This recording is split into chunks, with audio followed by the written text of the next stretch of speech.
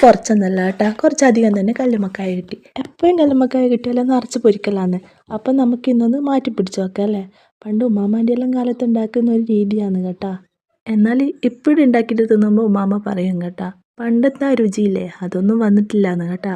ആ സമയത്ത് അമ്മിയിലൊക്കെ അരച്ചിട്ടുണ്ടാക്കുന്ന ആ ഒരു രുചി അത് വേറെ തന്നെയായിരിക്കും അല്ലേ. അതങ്ങനെയല്ലേ വരൂ. ആ കഥ പറഞ്ഞിരിക്കാൻ സമയമില്ല, കല്ലുമ്മക്കായ റെഡി ആക്കണ്ടേ. ഇന്നത്തെ നമ്മളെ താരത്തിനെ കാണണ്ടേ. ഇവനാന്ന് കേട്ടാ നമ്മൾ ഇന്നത്തെ താരം. ഇതൊരു ചെറിയൊരു മസാല മിക്സാണ് കേട്ടാ. നമ്മൾ തേങ്ങയില്ലേ അതിൽ മല്ലിയില്ലേ, മല്ലിപ്പൊടിയല്ല മുയ്യ മല്ലി പെരിഞ്ചീരകെല്ലാം കൂടിയിട്ട് അരച്ചിട്ടുണ്ടാക്കിയ ഒരു മസാല മിക്സ്. കാണാൻ നല്ല രസമുണ്ടല്ലോ. ഇങ്ങനെ തന്നെ പിശുക്കൊന്നും കാണിക്കണ്ട കേട്ടാ. നല്ലപോലെ മസാല വെച്ചാൽ നല്ല ടേസ്റ്റ് ഉണ്ടാവും. അതിനുശേഷം നമ്മൾ അരച്ച് വെച്ച അരിയില്ലേ അത് ഇതിലേക്ക് നിറയ്ക്കണം. പിന്നെ ഞാനൊന്നും പറയണ്ടല്ലോ, പിന്നെ എല്ലാം സാധാരണ ചെയ്യുന്ന പോലെ തന്നെ.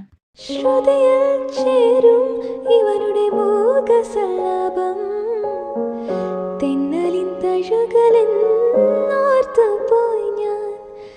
മനസ്സിൻ്റെ കോണിൽ തുളുമ്പിയല്ലോ ഈ ആലോല ചുണ്ട് കത്തി